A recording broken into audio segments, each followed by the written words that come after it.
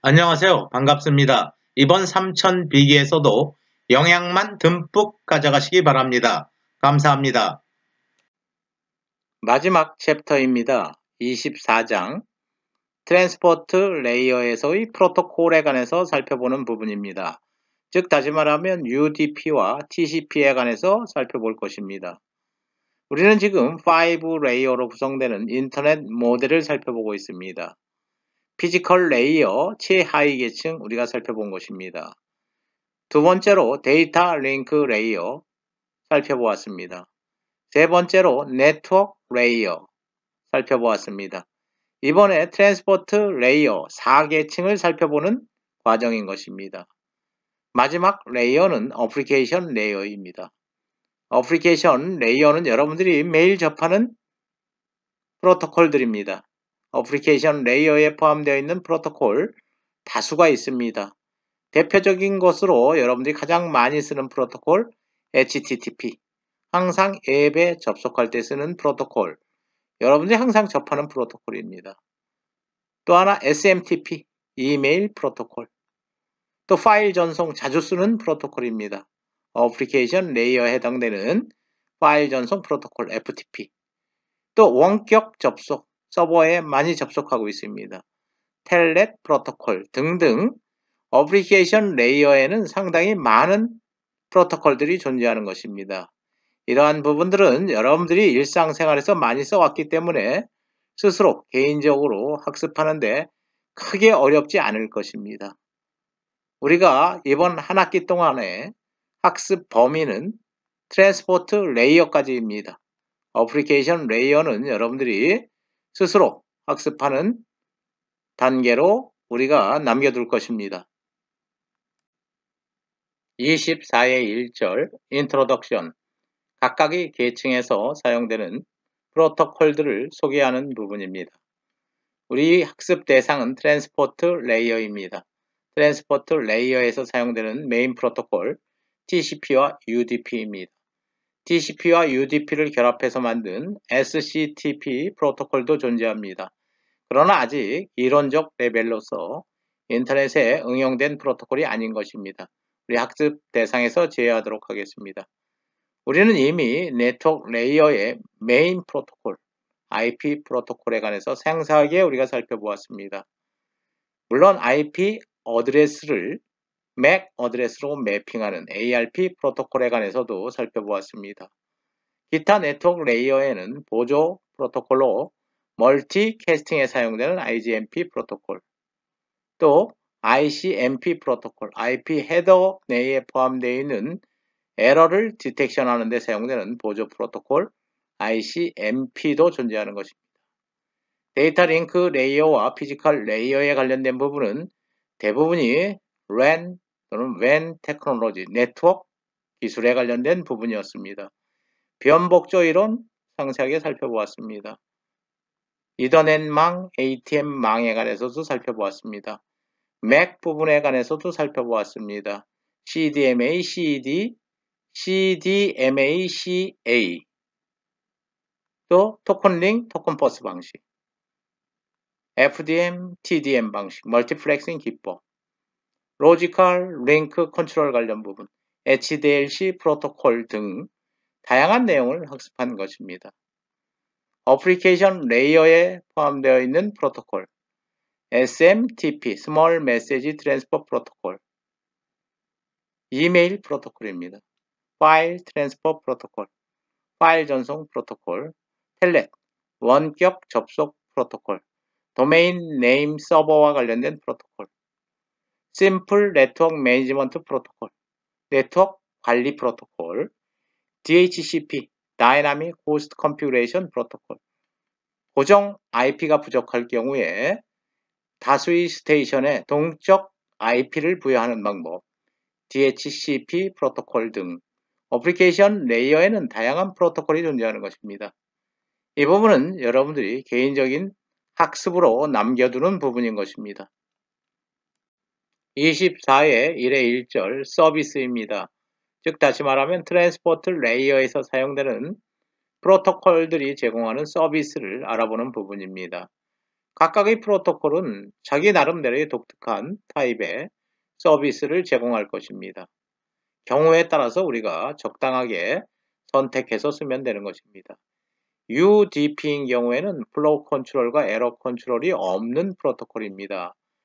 따라서 어플리케이션 프로세스 내에 에러 컨트롤이 있는 경우 주로 사용하는 프로토콜인 것입니다. UDP는 신뢰성이 없는 프로토콜, 에러 컨트롤, 플로우 컨트롤을 하지 않는 프로토콜입니다. 또 비연결 프로토콜인 것입니다. TCP는 에러 컨트롤과 플로우 컨트롤을 수행하는 프로토콜인 것입니다. 연결지향 프로토콜인 것입니다. UDP인 경우에는 헤더의 길이가 굉장히 짧습니다. 따라서 멀티캐스팅에 주로 사용되는 프로토콜인 것입니다. 다음 슬라이드에서 UDP의 장점에 관해서 살펴보도록 하겠습니다. TCP에 비해서 헤더의 길이를 굉장히 짧게 함으로써 전송 효율을 높인 프로토콜인 것입니다. SCTP 두 개의 특성을 고려했지만 우리가 관심 대상에서 제외하도록 하겠습니다. 24회 1의 2절 포트 넘버에 관해서 알아보도록 하겠습니다. 웰론 포트 넘버 우리가 알아보는 부분입니다. 따라서 서버의 포트 넘버인 것입니다. 물론 UDP와 TCP에서 사용되는 프로토콜들의 포트 넘버에 관해서 알아보는 것입니다. 여러 개의 프로토콜이 제시되어 있습니다. UDP에서 사용되는 프로토콜도 있는 것입니다. TCP에서만 사용되는 프로토콜도 있는 것입니다. 물론 공용으로 UDP와 TCP에서 모두 사용될 수 있는 프로토콜도 있는 것입니다. FTP 파일 트랜스퍼 프로토콜인 경우에 TCP 프로토콜에서 사용되는 프로토콜입니다. FTP의 프로토콜의 포트 넘버 21번인 것입니다. 원격 접속에 관련된 프로토콜, 텔넷 프로토콜 역시 TCP에서만 사용 가능한 프로토콜, 포트 넘버 23번입니다. SMTP, 이메일에 관련된 프로토콜, TCP에서만 사용 가능한데 포트 넘버는 25번이라는 것입니다. 도메인 네임 서버에 관련된 프로토콜, UDP를 사용할 수도 있고 TCP를 사용할 수도 있는데 포트 넘버 53번인 것입니다. HTTP, 우리가 많이 사용하는 웹 접속 프로토콜, TCP 프로토콜에서만 사용이 가능한 프로토콜인데 포트 넘버가 80번이라는 것입니다. HTTP 80번, FTP 21번 기억하시기 바랍니다. 만약에 FTP 서버를 통해서 해커가 침투해 있다 라고 가정하면 21번 포트 막아야 되는 것입니다. 웹 서버로 해커가 침투해 있다 라고 한다면 80번 포트 막아야 되는 것입니다. 그러나 80번 포트를 막는 것은 쉽지 않은 일입니다. 내부 구성원들도 모두 앱을 사용할 수 없게 되기 때문인 것입니다. 여기서 여러분들이 하나의 개념을 알아둬야 할 것은 만약에 여러분들이 HTTP 프로토콜을 어플리케이션 레이어에서 사용한다고 한다면 그 하위 계층 트랜스포트 레이어에서의 프로토콜은 UDP는 안 된다는 것입니다. 어플리케이션 레이어에서 HTTP를 쓸 경우에 항상 트랜스포트 레이어는 TCP 프로토콜을 사용해야 한다는 것입니다. 참고하시기 바랍니다. 24의 UDP에 관해서 알아보도록 하겠습니다. 유저 데이터그램 프로토콜의 약어가 UDP인 것입니다. 트랜스포트 레이어의 프로토콜 UDP, 유저 데이터그램 프로토콜, 커넥션 리스 프로토콜인 것입니다. Unreliable Transport Protocol, 신뢰성이 없는 프로토콜이라는 것입니다. 다시 말하면 플로우 컨트롤, 에러 컨트롤 수행하지 않는 프로토콜인 것입니다. 파워리스, 파워풀하지 않은 프로토콜인 것입니다. UDP는. 그런데 우리가 왜 이런 프로세스, UDP 프로세스를 사용하기를 원하는가? 에 관련된 질문입니다. disadvantage, 단점이 있으면 또 다른 advantage, 장점이 있다는 것입니다. 공학에서 있는 트레이드오프 현상을 의미하는 것입니다. UDP는 매우 심플한 프로토콜이라는 장점이 있는 것입니다. 심플하게 만든 프로토콜인 것입니다. 심플하게 만들었다는 것은 헤더 크기를 최소화하였다는 것입니다. TCP 헤더 크기 20바이트입니다. UDP는 TCP 헤더보다 훨씬 작습니다. UDP는 헤더의 크기를 최소화하기 위해서 만든 가장 단순한 프로토콜이다 라고 여러분들이 판단하시면 되는 것입니다. 24회 2의 1절 유저 데이터그램에 관련된 부분입니다. 유저 데이터그램은 UDP에서 사용하고 있는 데이터의 기본 단위를 의미하는 것입니다. UDP는 Connection Risk Protocol인 것입니다. Unreliable Protocol인 것입니다. 에러 컨트롤과 플로우 컨트롤이 없는 프로토콜인 것입니다. 이러한 UDP에서 사용하는 넘버는 오직 포트 넘버인 것입니다. 포트 넘버는 기본적으로 데이터그램이 전달되는 과정에서 소스와 데스티네이션을 지정하는 어드레스인 것입니다. 포트 넘버는 기본적으로 포함되어야 하는 것입니다. UDP에서의 헤더의 길이는 8바이트입니다. IP나 TCP에서의 헤더의 길이는 최소 20바이트인 것입니다. 굉장히 헤더의 길이가 짧다, 즉 단순하게 만든 프로토콜이 UDP 프로토콜인 것입니다. 데이터까지 포함하면 최대 길이는 65535 바이트로 제한되는 것입니다. 물론 최소 길이는 헤더는 필수적으로 포함되어야 하기 때문에 8바이트가 되는 것입니다.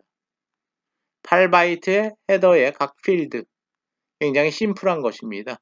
4개의 필드만 단순히 존재하는 것입니다. 소스 포트 넘버 16비트로 지정되는 것입니다. 데스티네이션 포트 넘버 16비트로 지정되는 것입니다. 토탈 랭스, 헤더와 데이터를 포함한 토탈 길이를 기록하는 부분입니다. 데이터의 부분이 가변이기 때문에 전체 길이를 알아야지 데이터의 길이를 계산할 수 있는 것입니다. 전체의 길이에서 헤더 길이를 빼면 데이터의 길이를 알 수 있는 것입니다. 이러한 헤더와 데이터에 포함된 에러를 검출하기 위한 체크섬 코드가 들어가 있는 부분입니다. 여기서 여러분들이 의문을 가질 수도 있는 것입니다. 분명히 UDP는 No Error Control이라고 했는데 체크섬이라는 에러 디텍션 코드가 왜 포함되어 있는지 이 부분에 대해서 의심을 가질 수 있는 것입니다. UDP에는 시퀀스 넘버 없습니다. Acknowledgement 넘버도 없습니다. 단순히 체크섬 코드를 이용해서 헤더와 데이터에 포함된 에러를 검출하게 되면 그 패킷은 폐기해버리는 것으로 끝입니다. 다시 송신단 측에 리트랜스미션 요청을 한다든가 하는 과정이 없는 것입니다. 또 시퀀스 넘버 등이 없기 때문에 패킷이 순서대로 도착했는지 아니면 순서에 어긋나게 도착했는지 등에 관련된 확인 절차가 없는 것입니다. 에러 컨트롤을 하지 않는다는 것입니다. 단순히 에러가 발견되면 그 패킷은 폐기해버리는 것으로 종료한다는 것입니다. UDP의 사용 분야에 관해서 알아보도록 하겠습니다. UDP의 헤더 부분에는 다양한 기능을 수행하는 필드가 존재하지 않는 것입니다. 따라서 상위 계층 어플리케이션 레이어에서 사용되는 프로토콜이 아주 단순할 경우에 TCP를 사용하지 않고 UDP를 사용할 수 있는 것입니다. 플로우 컨트롤 또는 에러 컨트롤이 필요하지 않은 리퀘스트 패킷, 레스폰스 패킷 등을 주고받을 때 TCP 프로토콜을 사용할 필요가 없다는 것입니다. 하위 계층의 프로토콜로서 단순한 UDP 프로토콜을 사용하면 된다는 것입니다. FTP와 같이 대량의 데이터를 전송하는 경우 UDP 갖고 할 수 있는 일이 없는 것입니다. 데이터 전송 과정에서의 패킷의 도착, 순서대로의 도착 여부, 패킷 재조립하는 부분, 리트랜스미션 부분, 이런 부분들이 하나도 없는 것입니다.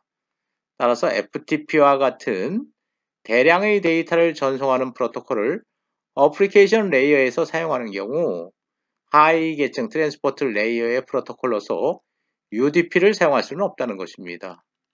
이런 경우에는 TCP를 사용해야 하는 것입니다. 만약에 어플리케이션에서 사용하는 프로토콜 내부에 플로우 컨트롤과 간단한 에러 컨트롤 기법이 포함되어 있다 라고 가정하면 복잡한 TCP 프로토콜을 사용할 필요가 없는 것입니다. UDP를 사용하면 되는 것입니다. 예를 들면 FTP인 경우에는 UDP를 사용할 수 없지만 트리비얼 FTP, 이 트리비얼 FTP 프로토콜은 이 자체에 플로우 컨트롤과 에러 컨트롤을 포함하고 있는 프로토콜입니다.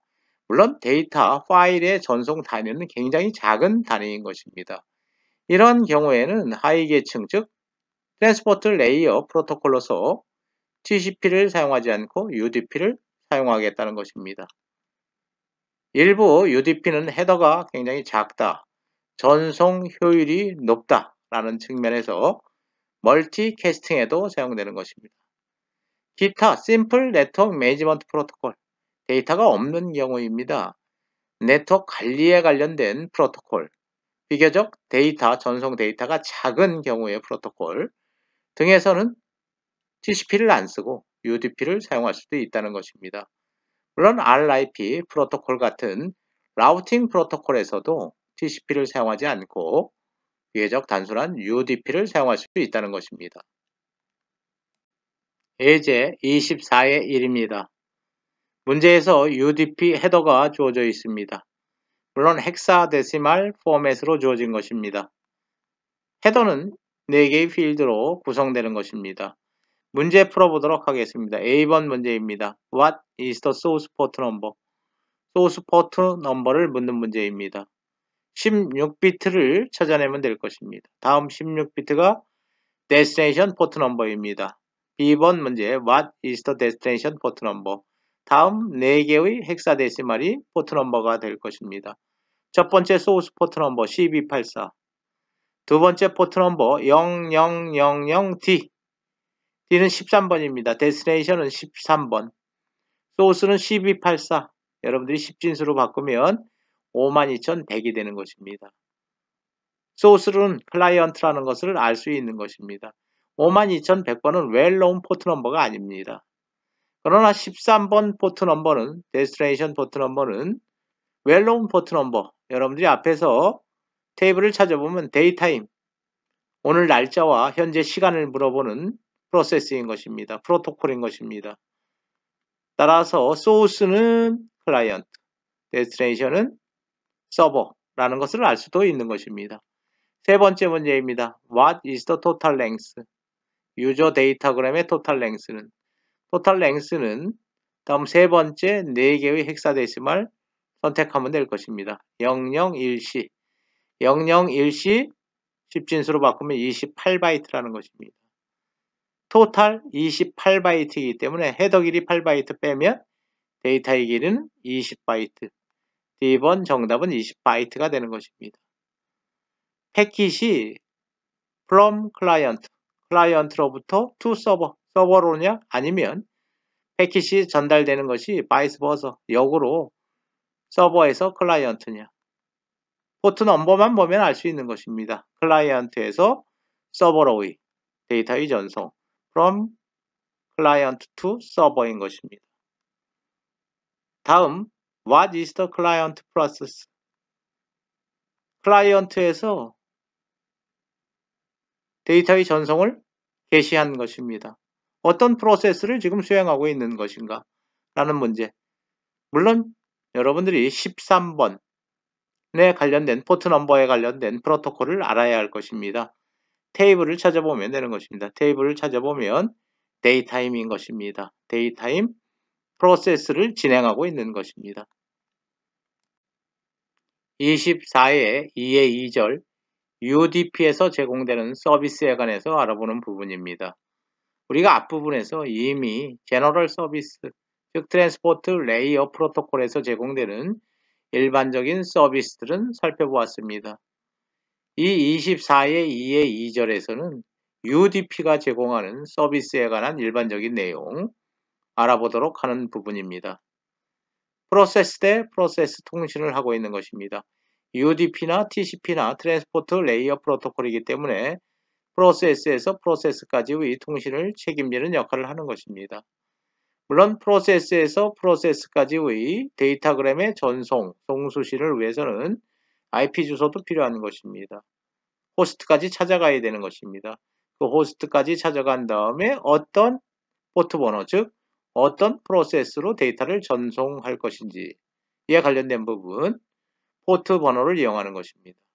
IP 주소와 포트 번호 결합한 것을 보통 소켓 주소라고 하는 것입니다. 프로세스 투 프로세스 통신에서 소켓 주소를 이용한다는 것입니다. UDP는 비연결 서비스인 것입니다. 데이터그램은 독립적인 것입니다. 각각의 데이터그램에는 번호가 부여되지도 않습니다. 연결 설정, 트랜스퍼, 연결 종료의 단계도 없는 것입니다. UDP를 이용해서 스트림 데이터의 전송은 불가능한 것입니다. 영상 스트림 데이터 또는 음성 스트림 데이터의 전송은 불가능한 것입니다. 시퀀스 넘버 사용하지 않습니다. 애크놀러지먼트 넘버 사용하지 않습니다. 에러 컨트롤 하지 않습니다. 플로우 컨트롤 하지 않습니다. 따라서 스트림 데이터의 전송은 불가능한 것입니다. 플로우 컨트롤 메커니즘이 없다는 것입니다. 에러 컨트롤 메커니즘이 없다는 것입니다. 물론 에러를 디텍션 하기 위한 방법으로서 체크섬 코드를 이용하고 있는 것입니다. 체크섬 캘큘레이션에서 슈도 헤더를 사용하겠다는 부분 알아보도록 하겠습니다. UDP 헤더에는 체크섬 필드가 있는 것입니다. 즉 다시 말하면 UDP 헤더와 UDP가 전송하는 데이터를 이용해서 체크섬 코드를 계산해야 하는 것입니다. 그래야지 에러를 디텍션 할 수 있는 것입니다. 그런데 이러한 체크섬 코드를 계산할 때 UDP에서는 sudo 헤더를 사용한다는 것입니다. 여기서 sudo 헤더는 가상의 헤더라고 생각하면 될 것입니다. 가상의 헤더를 만드는 것입니다. 원래 체크섬 코드 필드 부분에 들어갈 데이터는 헤더와 데이터를 이용해서 체크섬 코드를 만들면 되는 것입니다. 근데 UDP에서는 이러한 헤더와 데이터만을 이용하는 것이 아니라 가상의 헤더 하나를 더 포함시켜서 전체의 데이터를 이용해서 체크섬 코드 만들겠다는 것입니다. sudo 헤더에 포함되는 부분은 32비트 소스 IP 어드레스, IP 헤더에 있는 내용을 일부 갖고 온 것입니다. 또 IP 헤더에 들어갈 32비트 데스티네이션 IP 어드레스 가져오는 것입니다. 제로 패딩하는 것, 인위적으로 패딩하는 것입니다. 8비트 프로토콜, IP 헤더에 포함되어 있는 필드 값 가져오는 것입니다. 또 이 부분은 UDP 헤더에 있는 내용을 가져가는 부분입니다. 16비트 UDP total length. 이러한 sudo 헤더를 하나 가상으로 만들어서 전체의 데이터 값을 이용해서 체크섬 코드 값을 계산하겠다는 것입니다. 이 경우에 하나의 룰이지만 우리가 한번 생각해 볼 일은 왜 체크섬 코드를 설계하는 사람이 가상의 헤더를 생각했는가? 이에 관련된 부분입니다. 다른 부분은 아니고 우리가 TCP나 UDP에서 프로세스에서 프로세스까지 데이터그램을 전송할 때 사용하는 어드레스가 IP 어드레스와 포트 넘버라는 것입니다. 이 두 개를 합해서 소켓 어드레스라고 하는 것입니다. 소켓 어드레스 두 개를 다 포함시킴으로 인해서 한 번 더 확인하겠다는 것입니다. 이 부분에 에러가 들어가도 체크섬 코드가 디텍션 할 수 있는 것입니다. 포트 넘버에 에러가 들어가도 체크섬 코드가 디텍션 할 수 있다는 것입니다. 참고하시기 바랍니다. 체크섬 코드 생성하는 과정에 관해서 간단히 살펴보도록 하겠습니다. 가상 헤더, sudo 헤더에 관련된 부분입니다. 소스 IP 어드레스, 데스티네이션 IP 어드레스, 인위적인 제로 패딩, 프로토콜 필드에 기록되는 값, 다시 UDP 헤더의 토탈 랭스에 관련된 값, sudo 헤더에 관련된 값입니다. UDP 헤더 부분입니다. 소스 포트 넘버, 데스티네이션 포트 넘버, 토탈 랭스, 체크섬 필드, 체크섬 코드의 초기값 제로로 패딩하도록 하겠습니다. 다음은 UDP가 전송하는 데이터 필드입니다. 이런 데이터 필드는 가변인 것입니다. 따라서 4바이트 단위로 정렬하기 위해서 부족한 부분 제로로 패딩하는 부분입니다. 다시 각각의 필드를 16비트 단위로 나누어서 나열하도록 하겠습니다. 첫 번째 16비트는 153 8비트로 바꾼 거와 18 8비트로 바꾼 내용이 될 것입니다. 다음 16비트 데이터는 8, 105를 각각 8비트의 바이너리로 바꾼 값입니다. 나머지 데이터들 다 8비트 단위로 데이터를 표현할 수 있을 것입니다. 체크썸 코드 만드는 방법, 다 더하는 것입니다. 썸을 하는 것입니다. 썸을 한 다음에 다시 그 썸한 데이터에 1의 보수를 취하면 곧 체크썸 코드가 되는 것입니다. 이러한 분홍색의 체크썸 코드는 UDP 헤더의 체크썸 필드에 기록될 것입니다. 24의 2의 3 UDP 어플리케이션에 관해서 알아보도록 하겠습니다. UDP가 응용되는 분야인 것입니다. UDP는 특정 응용 분야에서 더 선호될 수도 있는 것입니다. 일상생활에 예를 들고 있습니다. One day delivery, 1일 배송인 것입니다. 3day delivery를 요청할 수도 있을 것입니다. 그러나 One day delivery는 3day delivery보다 expensive, 배송료는 비쌀 것입니다. 장점으로는 high speed, 빠르게 배송받는 것입니다. high speed와 low cost의 관계는 항상 서로 상반되는 관계에 있는 것입니다. 역시 마찬가지입니다. UDP와 TCP는 상황에 따라서 서로의 장점이 다를 수도 있는 것입니다. 예를 들면 클라이언트 서버 간의 DNS와 같은 응용, 도메인 네임 서버라는 것은 여러분들이 영문자로 표현한 URL을 바이너리로 바꿔주는, 바이너리의 도메인 네임으로 바꿔주는 하나의 어플리케이션인 것입니다. 굉장히 단순한 어플리케이션인 것입니다. 이러한 단순한 어플리케이션에서 TCP보다는 UDP 서비스가 더 선호될 것입니다. 이러한 DNS 프로토콜 같은 경우에는 요청 자체가 굉장히 짧은 메시지를 요구하고 또 짧은 메시지로 응답을 받는데 매우 빠른 응답을 필요로 하는 것입니다. 이런 경우에는 TCP보다는 UDP가 더 유리하다는 것입니다. SMTP인 경우에, 메일 전송인 경우에 UDP는 불리하다는 것입니다. 일렉트로닉 메일인데 그 일렉트로닉 메일은 롱 이메일 메시지일 수도 있다는 것입니다. 메시지가 굉장히 길 수도 있다는 것입니다. UDP는 부적당한 것입니다. 또 그러한 이메일 메시지 안에는 멀티미디어가 포함될 수도 있다는 것입니다. 영상, 이미지, 오디오, 음성 데이터, 동영상 데이터, 비디오 데이터까지 포함될 수 있다는 것입니다. 따라서 SMTP는 UDP가 부적당한 것입니다. UDP는 역설적으로 리얼타임 인터랙티브 어플리케이션에 응용될 수도 있다는 것입니다.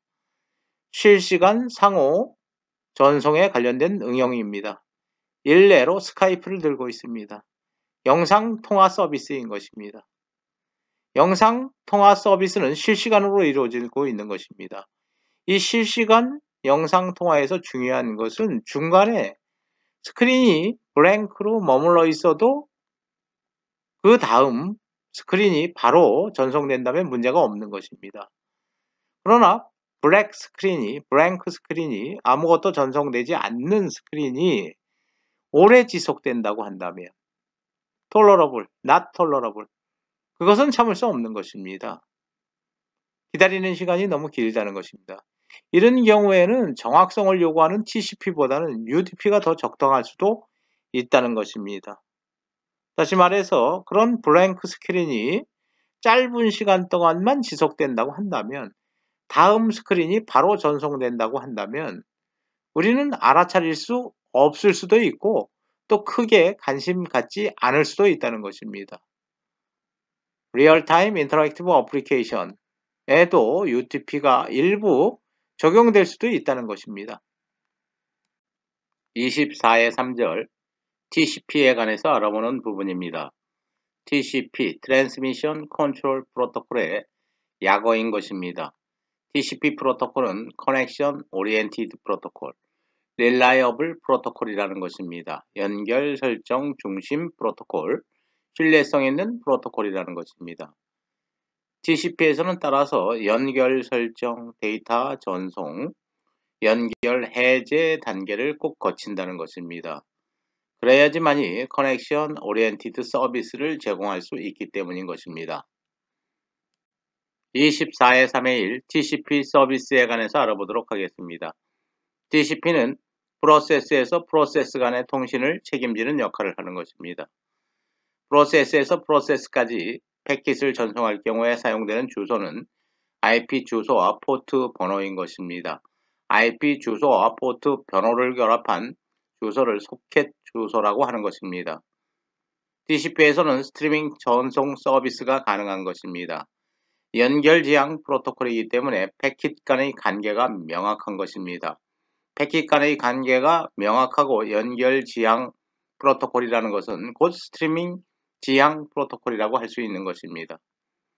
송신 프로세스에서는 스트림을 생산하고 수신 프로세스는 바이트 단위의 스트림을 소비하는 역할을 하는 것입니다. 송신단의 TCP가 수신단의 TCP에게 바이트, 스트림 바이트를 전송하는 경우인 것입니다. 24-3-2 TCP 피처에 관해서 알아보도록 하겠습니다. TCP만이 갖고 있는 특징에 관련된 부분입니다. TCP는 번호 부여 시스템이라는 특징이 있다는 것입니다. 순서 번호, 시퀀스 넘버와 확인 응답 번호, acknowledgement 넘버를 사용한다는 것입니다. TCP에서는 바이트 단위로 번호를 지정하고 있는 것입니다. 물론 시퀀스 넘버 필드는 32비트로 되어 있습니다. 따라서 0번에서 2의 32승 마이너스 1까지 번호를 부여할 수 있는 것입니다. 시작 번호는 임의로 선정해도 되는 것입니다. 전송 대상이 되는 데이터의 바이트는 각각의 커넥션에서 TCP에 의해서 번호가 부여된다는 것입니다. 그런데 그 번호 부여할 때의 시작 번호는 임의로 생성된 넘버로 시작할 수 있다는 것입니다. 순서 번호는 각 세그먼트에 부여되는 번호를 의미하는 것입니다. 각 세그먼트를 구성하는 첫 바이트의 번호가 그 해당 세그먼트의 번호가 되는 것입니다. 첫 바이트 번호입니다. 세그먼트를 구성하는 첫 바이트 번호가 그 세그먼트의 번호가 된다는 것 꼭 기억하시기 바랍니다. 첫 번째 데이터의 바이트의 번호가 그 세그먼트의 번호가 된다는 것입니다. 예제 24-7 알아보도록 하겠습니다. TCP 커넥션에서 6000바이트의 데이터로 구성된 파일을 트랜스퍼하고자 하는 것입니다. 첫 번째 퍼스트 바이트의 넘버는 임의로 결정되는 것입니다. 10010으로 하겠습니다. 이런 경우에 세그먼트를 하는데 첫 번째 4개의 세그먼트는 각 1000바이트로 구성되는 것입니다. 마지막 세그먼트는 2000바이트로 구성되는 것입니다. 따라서 총 6000바이트가 되는 것입니다. 5개로 세그먼트 되는데 첫 4개는 1000바이트로 구성되는 세그먼트, 마지막 세그먼트는 2000바이트로 구성되는 세그먼트가 되는 것입니다. 이 경우에 시퀀스 넘버, 즉 세그먼트의 넘버를 결정하는 문제인 것입니다. 10010에서 1000바이트면 11000까지, 다시 두 번째 1000바이트면 11010에서 12009까지, 세 번째, 네 번째, 다섯 번째는 2000바이트입니다. 따라서 14010에서 16009까지에 해당하는 바이트 번호가 포함되는 것입니다. 각각의 세그먼트 번호는 그 세그먼트의 시작 바이트 번호 10010이 되는 것입니다. 시작 바이트의 번호 11010이 세그먼트 2의 시퀀스 넘버가 되는 것입니다. 세그먼트 5의 시퀀스 넘버 시작 번호 14010이 시퀀스 넘버가 되는 것입니다. 확인 응답 번호 acknowledgement 넘버에 관해서 알아보도록 하겠습니다. 확인 응답 번호는 수신 대상이 되는 다음 바이트 번호를 의미하는 것입니다. 확인 응답 번호에서는 항상 누적의 의미를 갖고 있는 것입니다. 확인 응답 번호가 5643인 경우 5642 바이트까지 모든 바이트를 잘 수신하였다는 의미를 갖는 것입니다. 다음에 수신할 바이트가 5643이라는 것입니다. Acknowledgement number는 cumulate, 누적의 의미를 갖는다는 것입니다. 세그먼트 안에 있는 Acknowledgement field의 값은 수신 대상이 되는 다음 바이트의 넘버라는 것입니다. 24의 3의 3 세그먼트에 관해서 알아보도록 하겠습니다. 여기서 세그먼트라는 의미는 어플리케이션 레이어로부터 내려온 데이터를 여러 개의 세그먼트로 나눈 다음에 각각의 세그먼트 앞에 헤더를 붙인다는 것입니다. 세그먼트 앞에 헤더를 붙인 것을 패킷이라고 하는 것입니다. TCP에서의 패킷을 세그먼트라고 부른다는 것입니다. 그런데 여기서 패킷 데이터그램 세그먼트 혼용해서 써도 되는 것입니다. 분명하게 구별할 필요는 없는 것입니다. TCP에 대해서 상세하게 논의하기 전에 TCP 패킷 그 자체에 관해서 알아보는 부분입니다. 세그먼트, TCP에서 사용하는 전송 단위라는 것입니다. TCP에서는 헤더가 20에서 60바이트까지 설정될 수 있는 것입니다. 물론 기본 헤더는 20바이트인 것입니다. 40바이트는 옵션으로 쓸 수 있다는 것입니다. IP에서와 마찬가지로 옵션이 사용된 적이 없습니다. TCP 헤더 20바이트로 여러분들이 고정시켜서 생각해도 문제는 없을 것입니다. 헤더 20에서 60바이트까지 구성할 수 있습니다. 뒷부분에 데이터가 포함되는 것입니다. 이 자체가 세그먼트라고 할 수 있는 것입니다. TCP 헤더 부분을 우리가 상세하게 살펴보면 결국은 TCP 전체에 관해서 아는 것이 될 것입니다. TCP 헤더 부분 간단히 보도록 하겠습니다. 당연히 소스 포트 어드레스가 있을 것입니다. 16비트로 설정되어 있습니다. 이러한 패킷, 이러한 세그먼트가 전송되는 목적지 주소, Destination Port Address 16비트 할당되어 있을 것입니다. UDP와는 달리 시퀀스 넘버가 있는 것입니다. 32비트 필드인 것입니다. Acknowledgement Number 필드도 있는 것입니다. 역시 32비트 필드입니다. 헤더 랭스, 헤더의 총 길이를 의미하는 부분, IP와 유사한 부분입니다. 체크섬 비트가 들어가는 필드도 있는 것입니다. 사용되지 않는 6비트 부분입니다. 윈도우 사이즈, 어젠트 포인트, Acknowledgement Push, Reset Sync, Finish에 관련된 특정 비트를 설정하는 필드도 있는 것입니다. 각각의 필드에 관해서 우리가 다음 슬라이드부터 상세하게 살펴볼 것입니다. TCP에서 사용되는 웰론 포트 번호에 관해서 알아보도록 하겠습니다. Daytime User Discal Echo 비교적 간단한 프로토콜들입니다. FTP, 우리가 많이 사용하고 있는 파일 트랜스퍼 프로토콜, 비교적 무거운 프로토콜입니다. 데이터에 관련된 포트 20번 포트, 컨트롤, 제어 연결에 관련된 포트 21번 포트가 할당되어 있는 것입니다. 텔넷 포트 23번, 이메일 포트 25번, HTTP 포트 80번 포트, HTTP 80번, 텔넷 23번, FTP 21번 기억하시기 바랍니다. TCP 세그먼트 포맷에 관해서 알아보도록 하겠습니다. TCP 세그먼트는 크게 두 개의 부분으로 분류할 수 있는 것입니다. 헤더 필드와 데이터 필드입니다. 헤더 필드는 20바이트에서 60바이트까지로 설정될 수 있는 것입니다. 40바이트는 옵션인 것입니다. 지금까지 사용된 적이 없습니다. TCP 헤더는 20바이트로 여러분들이 이해하시면 될 것 같습니다. 첫 번째 16비트 필드, 소스 포트 어드레스 필드인 것입니다. 두 번째 16비트 필드, 데스티네이션 포트 어드레스 필드인 것입니다. 송신과 수신 프로세스에 부여되는 주소를 의미하는 것입니다. 시퀀스 넘버 32비트 필드로 설정되어 있습니다. 각각의 세그먼트에 부여되는 번호인 것입니다. 헤더에 데이터가 포함된 세그먼트마다 부여되는 번호, 시퀀스 넘버 32비트인 것입니다. Acknowledgement 넘버 32비트인 것입니다. 수신 예정 바이트 번호를 의미하는 것입니다.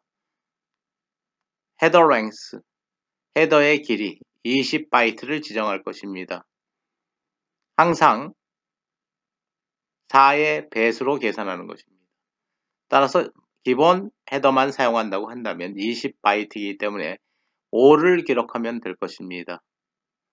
5는 0101이 되는 것입니다. 5를 기록한다는 것은 4의 배수를 계산하면 4, 5, 20, 헤더의 길이가 20바이트라는 것입니다. 사용되지 않는 비트 6비트가 있는 것입니다. 각각의 비트 값들 우리가 다음 슬라이드에서 살펴볼 부분입니다. 체크섬 부분은 여러분들이 이해하실 것입니다. 에러 디텍션을 위해서 사용되는 체크섬 코드가 포함되는 부분입니다. 윈도우 사이즈, 우리가 다음에 또 살펴볼 내용입니다. 바이트 단위의 윈도우의 크기를 지정하는 부분입니다. 상대방 쪽이 유지해야 하는 바이트 단위의 윈도우의 크기, 윈도우 사이즈로 여러분들이 그냥 이해하고 다음 슬라이드에서 구체적인 내용 살펴보면 될 것입니다. 어젠트 포인터 16비트 필드가 있는 것입니다. 어젠트라는 것은 긴급하다는 것입니다. 긴급한 데이터가 있는 지점을 의미하는 필드가 있다는 것입니다. 이러한 세그먼트에 긴급한 데이터가 포함되어 있다는 것입니다. 그 부분의 위치를 지정하는 부분인 것입니다. 어젠트 포인터가 지시하는 그 부분의 데이터를 먼저 처리해 달라는 것입니다. 이러한 것의 대표적인 것은 여러분들이 통신 명령에서 컨트롤 C를 동시에 누르는 경우 많이 해봤을 것입니다. 파일 다운로드 받을 때 또는 업로드 할 때 이런 다운로드나 업로드가 필요 없을 경우에 중단하기 위해서는 컨트롤 C를 누르는 것입니다. 업로드 다운로드 과정에 컨트롤 C가 중간에 설정이 되지 않는다면 의미 없는 것입니다. 다운로드 다 끝나고 컨트롤 C 중단할 필요는 없는 것입니다. 이러한 컨트롤 C라는 통신 명령은 어젠트 포인터로서 전송된다는 것입니다.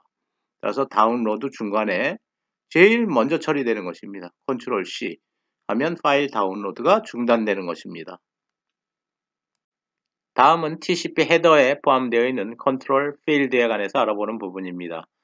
흐름 제어, 연결 설정 및 종료, 데이터 트랜스포 모드에 관련된 부분인 것입니다. 1비트로 할당된 필드들입니다.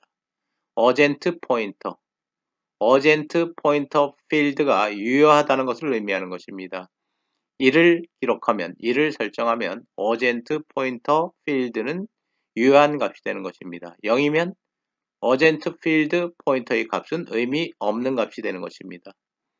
Acknowledgement 필드 valid, 유효한 것을 설정하는 것입니다. 1이면 Acknowledgement 필드 넘버가 유효한 데이터라는 것입니다. 푸시, 데이터가 생성될 때마다 바로 전송하라는 것입니다. Reset, 연결을 초기화하라는 것입니다. Reset Sync, Finish에 관해서는 우리가 다음 플로우 컨트롤 부분에서도 상세하게 다룰 것입니다. Reset, 연결 설정 다시 초기화하라 라는 부분. Sync, 동기시키라는 얘기입니다. 연결하고 있는 과정에서 시퀀스 넘버를 다시 동기시켜라 라는 명령인 것입니다. 시퀀스 넘버 동기시킬 때 쓰는 비트인 것입니다. Finish, 연결을 중단, terminate, 끊을 때 쓰는 비트인 것입니다. 24의 3의 4절 TCP 커넥션에 관해서 알아보도록 하겠습니다. TCP 커넥션은 연결 지향 프로토콜이라는 것입니다. 발신지와 목적지 사이에 가상 경로를 설정한다는 것입니다. 물리적 경로는 아닌 것입니다. 그렇지만 우리가 통신 과정에서 가상적으로 서로 연결된 경로라고 생각해도 아무런 문제가 없다는 것입니다. 전체 메시지에 관련된 단일 가상 경로가 되는 것입니다. 송수신 측의 트랜스포트 레이어가 서로 연결되어 있다는 것은 프레임을 재전송 받을 수 있다는 것입니다. 재전송 요청도 가능한 것입니다. 손상 또는 손실된 프레임을 재전송할 수도 있다는 것입니다. 연결이 설정되어 있기 때문에 몇 번 프레임 잘 받았다, 몇 번 세그먼트 잘 받았다, 몇 번 데이터그램, 몇 번 패킷 잘 받았다 라는 것과 관련되는 확인 응답 프로세스가 가능하다는 것입니다. 연결이 가상적으로 설정되어 있지 않다면 확인 응답할 수 있는 상대방이 없는 것입니다. 확인 응답 프로세스가 가능하다는 특징이 있다는 것입니다. 비연결 지향성 프로토콜인 IP, 바로 상위 계층에 있는 TCP는 연결 지향성 프로토콜입니다. 어떻게 이런 것이 가능할 것인가? IP 계층과 TCP 계층은 서로 독립적이라는 것입니다. 또 TCP 연결이 물리적인 연결이 아니라는 것입니다. 가상의 연결이라는 것입니다. 따라서 TCP에서는 세그먼트 순서 없이 도착하면 각각의 세그먼트들을 재조립할 것입니다. 재조합할 것입니다. 손실 또는 손상 패킷이 존재하는 경우에, 세그먼트가 존재하는 경우에 다시 리트랜스미션, 재전송 요청을 할 것입니다. TCP에서의 연결 지향 전송에 관련된 부분, 따라서 연결 설정 단계가 있어야 하는 것입니다. 데이터 전송 단계가 있어야 되는 것입니다. 연결 해제 단계도 필요한 것입니다. 연결 설정 과정에서 TCP에서는 전이중 모드로 데이터를 전송하는 것입니다. 동시에 데이터를 전송하면서 수신할 수도 있는 것입니다. 물론 연결 설정 과정에서 데이터를 전송하기 전에 항상 상대방으로부터 acknowledgement, 승인을 획득해야 하는 체계인 것입니다. 3스텝 Connection Establishment에 관해서 알아보도록 하겠습니다. TCP에서 사용하는 3단계 연결 설정 과정입니다. 3-way handshake 방식이라고도 하는 것입니다. 악수하는 방법과 유사하다는 것입니다. 한 사람이 손을 내밀면 상대방이 손을 잡고 서로 흔드는 과정, 3단계 과정인 것입니다. 클라이언트 부분입니다. 서버 부분입니다. 통신은 항상 클라이언트가 주도하게 되어 있는 것입니다. 클라이언트가 능동적으로 여는 것입니다. 서버는 패시브 오픈, 클라이언트의 요청에 따라서 통신을 수동적으로 여는 것입니다. 여러분들이 항상 서버에 접속해서 파일을 다운받는 것입니다. 여러분들이 서버에 접속해서 이메일을 읽는 것입니다. 서버가 이메일을 전송해 준다든가 서버가 파일을 다운로드하는 경우는 없는 것입니다. 항상 클라이언트가 통신은 먼저 능동적으로 여는 경우입니다. 클라이언트가 능동적으로 통신을 열고 있는 것입니다. 클라이언트 트랜스포트 레이어를 통해서 클라이언트의 프로세스가 세그먼트를 전송하는 것입니다. 이때 시퀀스 넘버를 8000번으로 설정한 것입니다. 세그먼트 넘버를 8000번부터 하겠다는 것입니다. 이러한 세그먼트 넘버를 동기시키는 세그먼트인 것입니다. 따라서 컨트롤 필드에 싱크 값, 세그먼트 넘버를, 시퀀스 넘버를 동기시키기 위한 세그먼트이기 때문에 S값을 1로 설정해야 되는 것입니다. 이 경우에 데이터는 전송되는 데이터는 없는 경우입니다.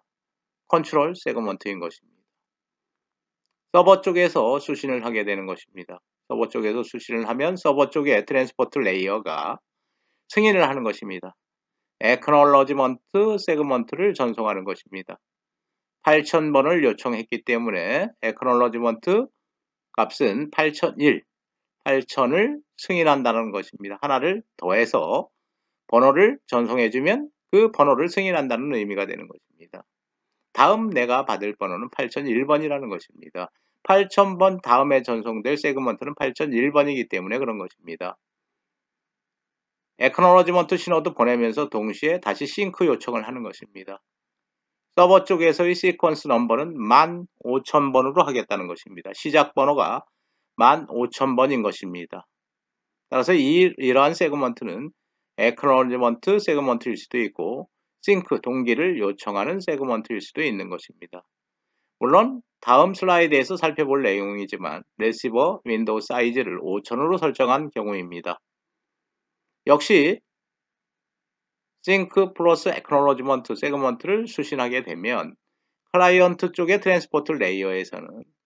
다시 acknowledgement 신호를 보내게 되는 것입니다. acknowledgement 세그먼트가 되는 것입니다. 세그먼트 8000, 8001로 증가한 것입니다. acknowledgement 15000부터 시작한다고 했습니다. 시퀀스 넘버를 15000부터 서버 쪽에서 한다라고 요청이 왔기 때문에 하나 증가한 값, 다음에 당신이 보낼 시퀀스 넘버는 15001이다 라고 설정을 해주는 것입니다. acknowledgement 세그먼트 전송되는 것입니다. 이러한 3개의 과정을 통해서 3단계 과정을 통해서 클라이언트와 서버 간의 트랜스포트 레이어의 연결이 설정되는 것입니다. 지금까지 우리가 설명한 내용 정리한 부분입니다. 싱크 세그먼트는 데이터가 없는 것입니다. 데이터를 전송하는 것은 아니라는 것입니다. 그렇지만 시퀀스 넘버 하나는 사용한다는 것입니다. 8000번입니다. 세그먼트 한 번 가는데 8000번. 다음 세그먼트는 당연히 데이터가 없는 경우라도 8001번으로 증가할 것입니다. 마찬가지입니다. 15000번으로 세그먼트를 보냈습니다. 다음 세그먼트는 15001번이 될 것입니다. 여기서 싱크를 이용한 플러딩 공격에 관해서 간단히 살펴보도록 하겠습니다. 악의적인 공격자가 발신지 IP를 의존해서 대량의 싱크 세그먼트를 전송하는 것입니다. 싱크 세그먼트를 계속 전송하는 것입니다. 특정 서버에게. 서버는 계속 응답을 해야 되는 것입니다. 싱크 더하기 acknowledgement 세그먼트로 계속 응답을 해야 되는 것입니다. 통신을 위한 목적이 아니라 서버를 마비시키기 위한 목적으로 싱크 신호를 계속 보낼 뿐인 것입니다.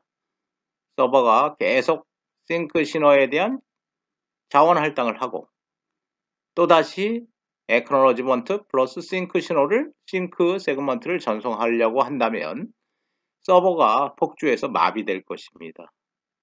이러한 공격을 막기 위한 것이 결국 쿠키를 사용하는 것입니다. 쿠키는 웹 브라우저에 서버가 필요한 정보를 일부 저장해 놓는 방법인 것입니다.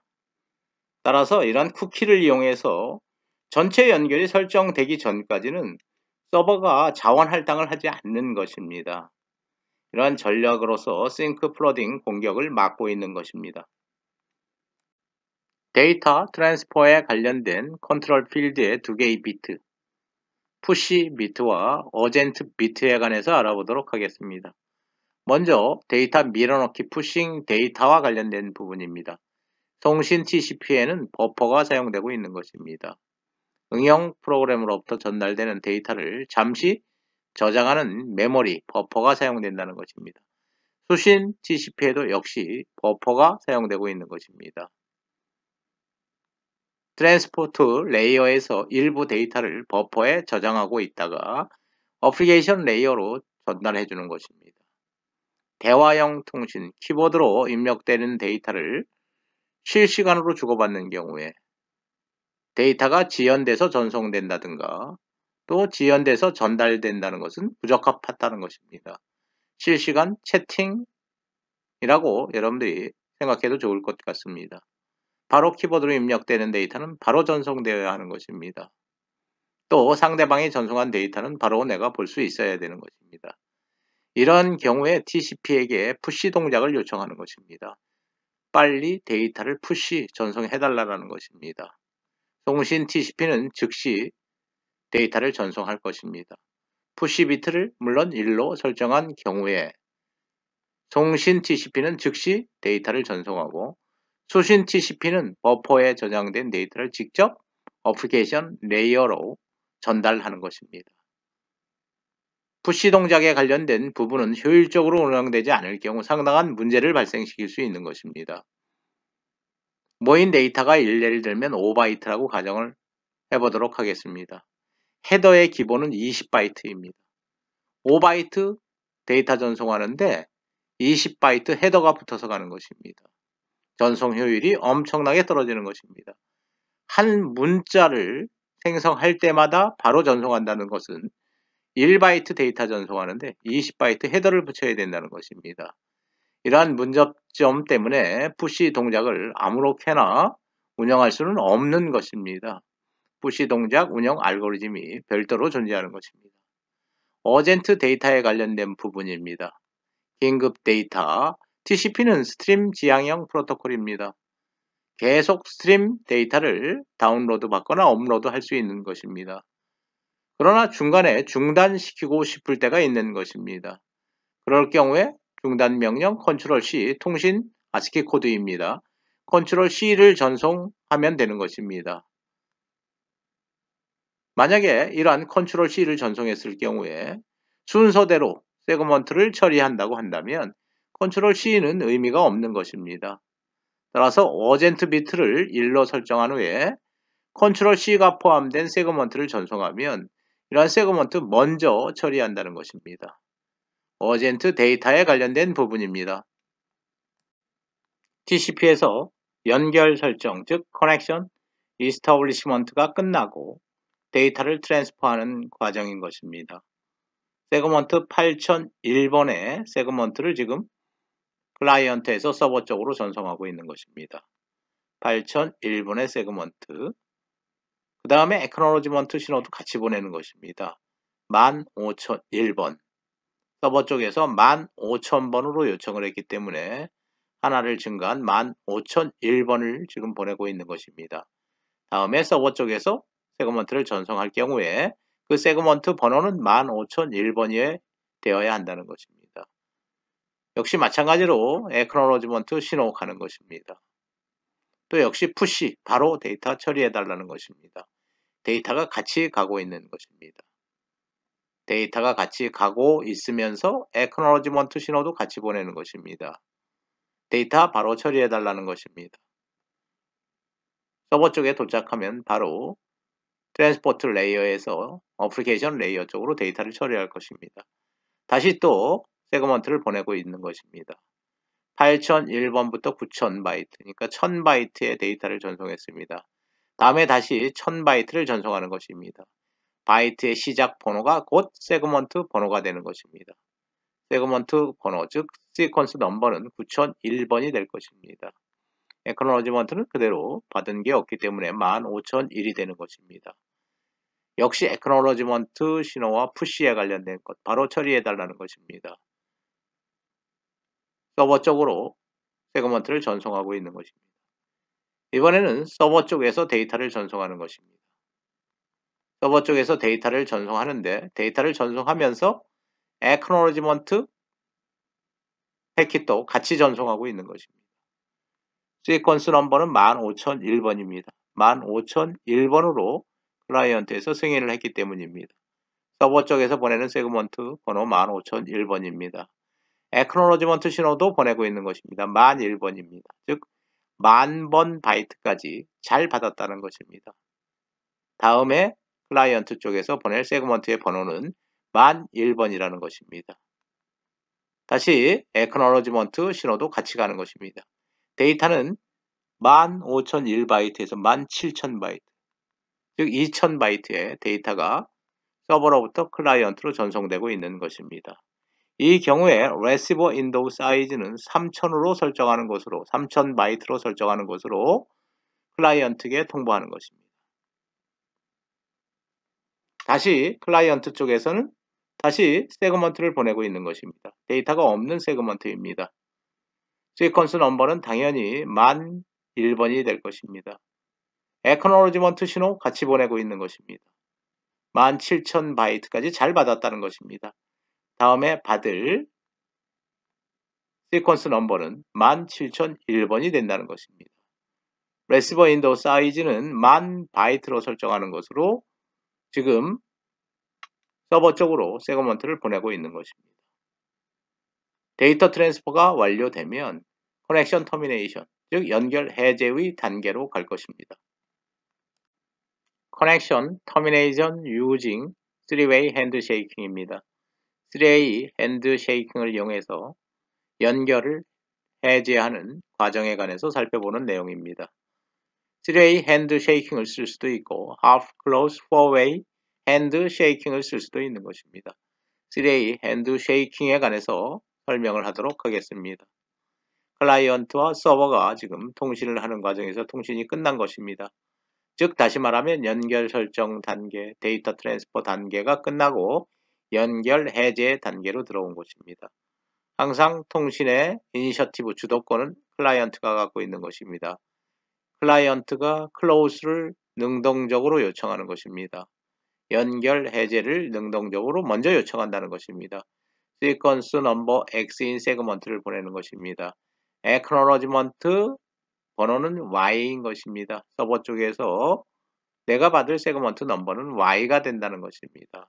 그런데 이러한 세그먼트는 피니시를 위한 것입니다. 연결 해제를 위한 세그먼트라는 것입니다. 액놀러지먼트 같이 가고 있는 것입니다. 서버가 이러한 세그먼트를 수신할 것입니다. 서버가 수신하면 시퀀스 넘버 Y를 설정해서 세그먼트를 보낼 것입니다. 물론 데이터가 없는 세그먼트들입니다.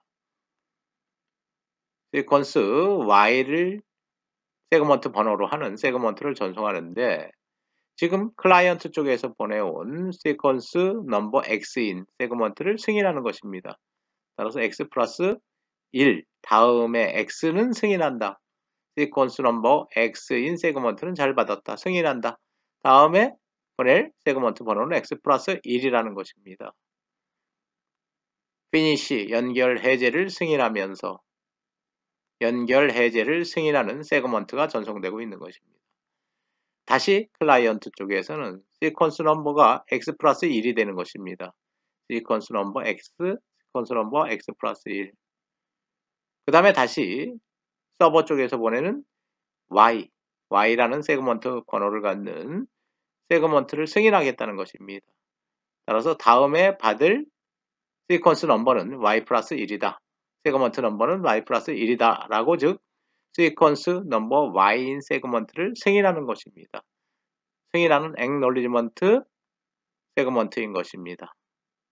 이러한 세 개의 단계를 거쳐서 연결이 해제되는 것입니다. 이 경우에도 마찬가지로 핀 세그먼트는 시퀀스 넘버 하나를 소모한다는 것입니다. 데이터가 전송되지 않는 경우라도. 역시 핀과 액놀리지먼트, 피니시 신호와 액놀리지먼트 신호와 관련된 세그먼트 역시 데이터는 전송되지 않는 경우라도 시퀀스 넘버 하나를 소모한다라는 것입니다. 특별한 의미는 없는 것입니다. 24의 3의 8 플로우 앤 컨트롤에 관해서 알아보도록 하겠습니다. TCP에서는 플로우 컨트롤과 에러 컨트롤을 수행한다는 것입니다. 먼저 플로우 컨트롤에 관해서 알아보도록 하겠습니다. 플로우 컨트롤에서의 핵심은 버퍼인 것입니다. 송신단에서도 버퍼를 사용하고 레시빙 프로세스 수신단에서도 역시 버퍼를 사용한다는 것입니다. 샌딩 부분의 송신단 부분의 버퍼에 관해서 알아보도록 하겠습니다. 흰색 부분은 아직 버퍼가 비어있는 부분입니다. 다음에 회색 부분, 파란색 부분은 데이터 송신된 것입니다. 데이터 송신되었는데 아직 수신단으로부터 액놀러지먼트 신호를 받지 못한 것입니다. 잘 받았다라는 신호가 오면 이러한 데이터들은 폐기할 것입니다. 버퍼가 비어져 있을 것입니다. 버퍼가 돌아가는 것입니다. 다음에 전송된 경우입니다. 파란색은 전송된 경우. 다음에 전송할 데이터가 분홍색 첫 부분인 것입니다. 돌아가면서 다음 전송되는 것입니다. 버퍼에 남아있는 사이즈는 하얀색 부분입니다. 수신단 부분의 버퍼를 살펴보도록 하겠습니다. 분홍색 부분은 데이터가 수신된 것입니다. 다시 어플리케이션 레이어로 전달이 되어야 하는 것입니다. 따라서 버퍼가 회전하면서 각각의 바이트들을 어플리케이션 레이어로 전송해야 하는 것입니다. 하얀 부분이 비어있는 것입니다. 다음에 수신되는 바이트는 하얀 부분, 이 부분에 처음으로 저장될 것입니다. 다음 바이트는 다음 하얀 부분에 역시 순서대로 버퍼가 회전하는 것으로 생각하면 이해를 쉽게 할 수 있는 것입니다. 이 경우에 레시브 윈도우 사이즈에 관련된 부분이 앞부분에서 여러 번 나왔습니다. 송신기에게 알려주는 것입니다. 나의 버퍼에 아직 비어있는 부분의 용량은 얼마이다. 이것이 바로 레시버 윈도우 사이즈에 관련된 것입니다. 따라서 레시버 윈도우 사이즈를 레시빙 프로세스에서 샌딩 프로세스 쪽으로 보내주면 그만큼 최대 그만큼의 데이터를 전송할 수 있는 것입니다. 물론 윈도우 사이즈는 항상 수신기의 버퍼 사이즈에 따라서 버퍼의 상태에 따라서 바뀔 수 있는 것입니다. 레시버 윈도우 사이즈 우리가 플로우 컨트롤을 통해서도 알아보았습니다. 24의 328 플로우 앤 에러 컨트롤에 관련된 부분에서 에러 컨트롤에 관해서 알아보도록 하겠습니다. TCP는 신뢰성 있는 프로토콜입니다. 에러 컨트롤을 수행한다는 의미인 것입니다. 어플리케이션 레이어 간의 데이터 송수신이 최종 목표인 것입니다. 에러가 없어야 하는 것입니다. 손실이나 중복이 없는 데이터를 서로 어플리케이션 레이어 간에 송수신해야 하는 것입니다. 이러한 역할을 TCP가 한다는 것입니다. 에러 컨트롤이라는 것은 손상된 세그먼트, 에러가 포함되어 있다는 것입니다. 전송되는 과정에서 없어진 세그먼트, 순서가 어긋나게 수신된 세그먼트, 동일한 세그먼트가 중복돼서 수신된 경우 이러한 문제점들을 모두 해결하는 것이 에러 컨트롤인 것입니다. TCP에서의 에러 디텍션은 체크섬 방식을 사용하고 있는 것입니다. 또 에러 컨트롤을 위해서 확인응답 신호도 사용하고 있는 것입니다. 또 에러 컨트롤을 위해서 타임아웃 방법도 사용하고 있는 것입니다. TCP에는 네거티브 애크놀로지먼트 신호는 사용하지 않고 있습니다. 체크섬 방식에 의해서 에러가 디텍션 되면 물론 폐기할 것입니다. 확인응답 신호는 손상 없이 정상적으로 데스티네이션에 도착한 세그먼트를 수신했다는 것을 알려주는 방법인 것입니다. 리트랜스미션이 에러 컨트롤의 핵심이 되는 것입니다. 에러를 컬렉션하지는 않는 것입니다. 세그먼트가 손상됐거나 유실됐거나 지연돼서 전송되고 있는 경우에 리트랜스미션으로 해결하는 것입니다. 현재의 모던 임플리멘테이션 구현에서 리트랜스미션은 항상 일어나는데 재전송입니다. 타이머가 시간을 종료했을 때, 타임아웃이 일어났을 때, 즉 다시 말하면 세그먼트를 전송했는데 일정 시간 동안 애크놀로지먼트 신호가 도착하지 않는 경우 타임아웃 신호를 발생시켜서 다시 재전송하는 경우입니다. 이런 경우에 리트랜스미션이 일어나고 또 애크놀로지먼트 세그먼트가 중복돼서 3번 수신됐을 경우에 다시 리트랜스미션을 TCP에서는 한다는 것입니다. 재전송 시간 종료 후 재전송에 관련된 부분 타이머를 사용한다는 것입니다. 타이머를 사용해서 타임아웃 되면 다시 리트랜스미션을 한다는 것입니다. 최대 시간을 설정하는 것입니다. 타이머 세그먼트를 보내면서 타이머의 시간을 설정할 때 최대 시간을 설정하는 것입니다. 그러한 설정은 RTO 설정할 때 Retransmission Time Out 설정할 때 RTT에 기반한다는 것입니다. 라운드 트립 타임입니다. 그러한 세그먼트가 왕복하는데 걸리는 시간 충분하게 설정하는 것입니다. 그런데도 불구하고 이 RTT에 기반해서 물론 2배를 설정할 수도 있고 1.5배를 설정할 수도 있고 3배를 설정할 수도 있는 것입니다. 이런 RTT에 기반해서 리트랜스미션을 수행하고 있다는 것입니다. 다음에 우리가 그림을 통해서 상세하게 살펴볼 내용입니다. 타이머를 이용한 리트랜스미션 전략에 관해서 알아보는 부분입니다. 발신지 TCP에서는 세그먼트를 전송하면서 각각의 세그먼트 단위로 RTO 시간을 설정한다는 것입니다. 이러한 설정된 시간이 넘었는데도 불구하고 애크놀로지먼트 신호가 오지 않으면 다시 재전송하겠다는 전략인 것입니다. 물론 재전송 시간은 최대 시간으로 설정해야 될 것입니다. 최대 시간으로 설정한 후에 이러한 시간이 지났는데도 불구하고 애크놀로지먼트 신호가 오지 않는다는 것은 분명 손실 또는 손상되었다라고 판단하는 전략인 것입니다. 리트랜스미션 타임 아웃과 관련된 시간을 설정할 때 RTT에 기반한다는 것입니다. 세그먼트의 왕복 전송 시간인 것입니다. 그 왕복 전송 시간에 또다시 2배 정도를 설정하는 것이 일반적인 룰인 것입니다.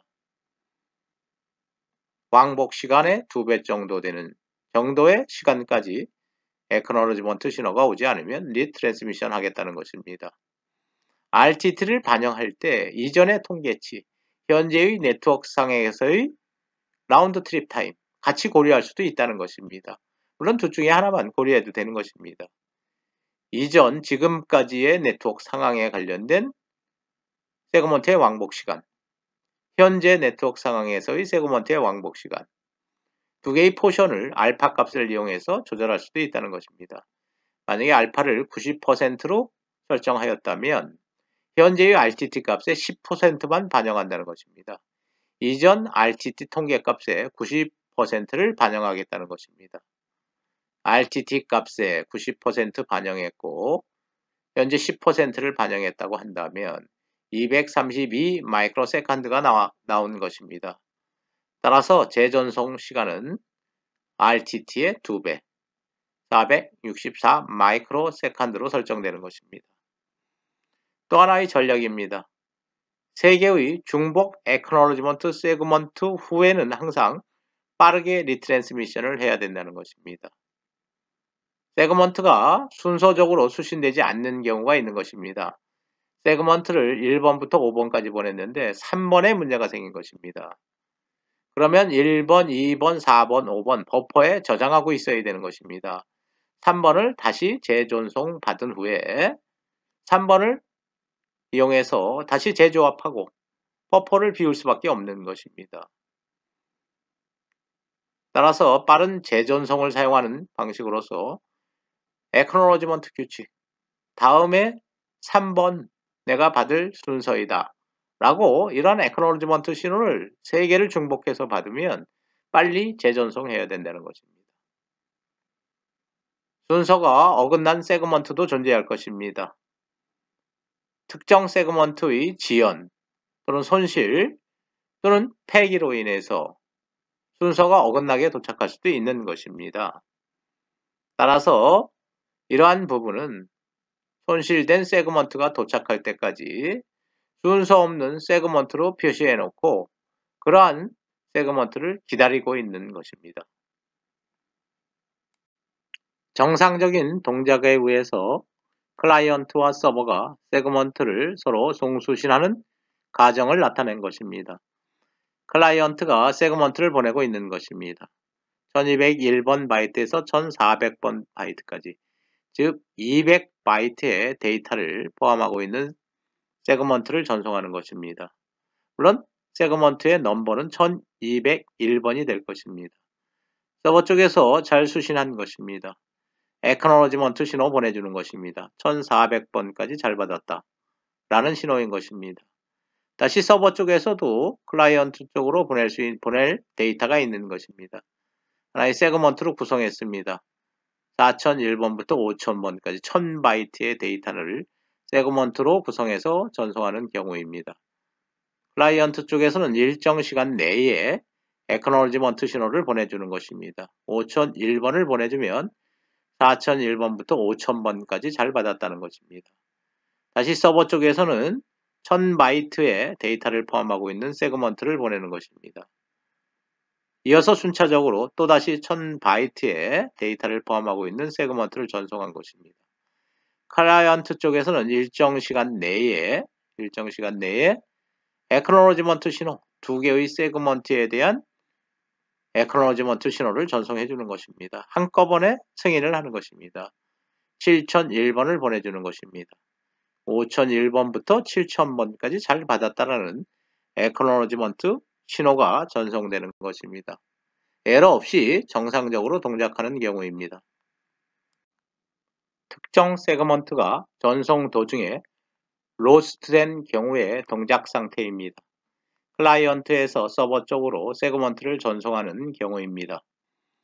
세그먼트 501번을 전송하면서 클라이언트 쪽에서는 타이머를 동작시키는 것입니다. 501번에서 600번, 즉 100바이트의 데이터가 포함된 세그먼트 전송된 것입니다. 서버 쪽에서 잘 수신해서 레시버 버퍼에 저장한 것입니다.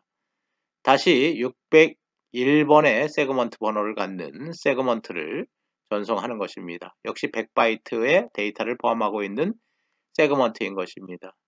수신단에서 서버 쪽에서 잘 받은 것입니다. 두 번째, 버퍼에 저장해 놓은 것입니다. 다시 애크놀로지먼트 신호를 보내주는 것입니다. 701번을 보내주는 것입니다. 700번까지 잘 받았다는 것입니다. 클라이언트 쪽에서는 타이머를 스타트 시켰습니다. 그러나 타임아웃 이전에 이미 애크놀로지먼트 신호가 도착한 것입니다. 따라서 타이머는 스톱 시킬 것입니다. 다음 세그먼트 701번 전송하는데 전송 과정에 유실된 것입니다. 클라이언트 쪽에서는 유실 여부를 알지 못하는 것입니다. 따라서 이어서 순차적으로 801번 세그먼트를 전송할 것입니다. 물론 701번 세그먼트를 전송하면서 타이머를 돌린 것입니다. 수신단에서는 701번 세그먼트는 받지 못한 것입니다. 801번 세그먼트를 먼저 순서에 어긋나게 아웃 오브 오더 방식으로 받은 것입니다. 따라서 버퍼 한 부분을 비워두고 다음 부분에 세그먼트 8번, 801번을 저장할 것입니다. 다시 서버 쪽에서는 701번을 받지 못한 것입니다. 701번 다시 보내달라는 애크놀로지먼트 신호를 보내는 것입니다. 701번을 보내고 난 다음에 클라이언트 쪽에서 타이머를 스타트 시켰습니다. 일정 시간 동안에 지금 현재 애크놀로지먼트 신호가 오지 않은 것입니다. 701번 잘 받았다라는 애크놀로지먼트 신호가 오지 않은 것입니다. 따라서 타임아웃 될 것입니다. 시퀀스 701번 번호를 갖는 세그먼트 다시 리센트 다시 재전송하는 것입니다. 서버 쪽에서 701번의 세그먼트 번호를 갖는 세그먼트 수신한 것입니다. 다시 세 번째 버퍼 세 번째 부분에 끼워 넣으면 되는 것입니다. 재조합하면 되는 것입니다. 그리고 나서 애크놀로지먼트 신호를 최종적으로 누적시켜서 클라이언트 쪽으로 전송하는 경우입니다. 901번입니다. 701번에서 800, 801번에서 900번 바이트까지 포함되어 있는 세그먼트 잘 받았다라는 것입니다. 로스트 세그먼트, 즉 특정 세그먼트가 전송 과정에서 로스트 된 경우라도 다시 이러한 타이머를 이용해서 데이터를 정상적으로 수신할 수 있다는 것입니다. 다음은 애크놀로지먼트 신호가 로스트 된 경우입니다. 확인응답이 유실된 경우는 재전송 또는 폐기 또는 누적 확인 응답으로 해결할 수 있는 것입니다. 클라이언트 쪽에서 세그먼트 501번을 전송하면서 카운터, 즉 타이머를 스타트한 것입니다.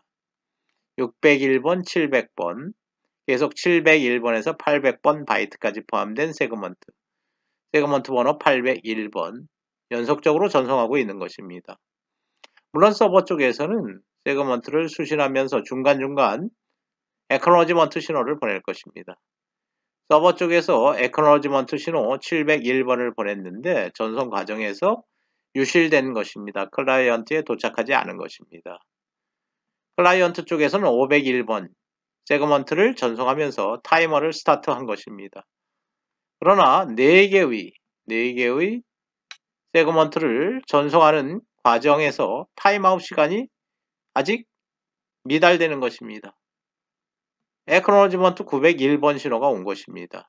타임아웃 신호가 아직 발생되지 않은 시간에 애크놀로지먼트 901번, 즉 누적 확인 응답이 온 것입니다.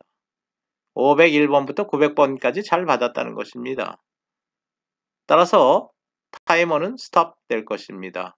정상적으로 4개의 세그먼트가 서버 쪽으로 전송된 경우인 것입니다. 애크놀로지먼트 신호가 로스트 된 경우 세그먼트를 재전송함으로써 문제를 해결하는 시나리오 알아보도록 하겠습니다. 클라이언트에서 서버 쪽으로 세그먼트를 전송하고 있는 것입니다. 501번 세그먼트 전송하면서 바로 타이머를 스타트 시킨 것입니다. 다음 이어서 순차적으로 601번 세그먼트 전송하는 것입니다. 서버 쪽에서는 501번부터 700번 바이트까지 잘 수신하였으므로 애크놀로지먼트 신호 전송하는 것입니다. 700번까지 잘 받았다는 것입니다. 따라서 acknowledgement 신호 701번을 전송한 것입니다. 전송 과정에서 유실된 것입니다. 클라이언트 쪽에서는 타임아웃이 걸려버린 것입니다. 일정 시간이 지났는데도 불구하고 acknowledgement 신호가 도착하지 않은 것입니다. 따라서 501번 세그먼트부터 다시 전송할 것입니다. 리센트 하는 것입니다. 수신단 서버 쪽에서는 이미 501번과 601번과 700번 바이트가 포함된 세그먼트 2개를 이미 잘 수신한 것입니다. 따라서 누적된 acknowledgement 신호를 내려줄 것입니다. 701번을 내려주는 것으로 해결되는 것입니다. 물론 501번 세그먼트는 중복 수신되었을 것입니다. 하나는 폐기하면 되는 것입니다.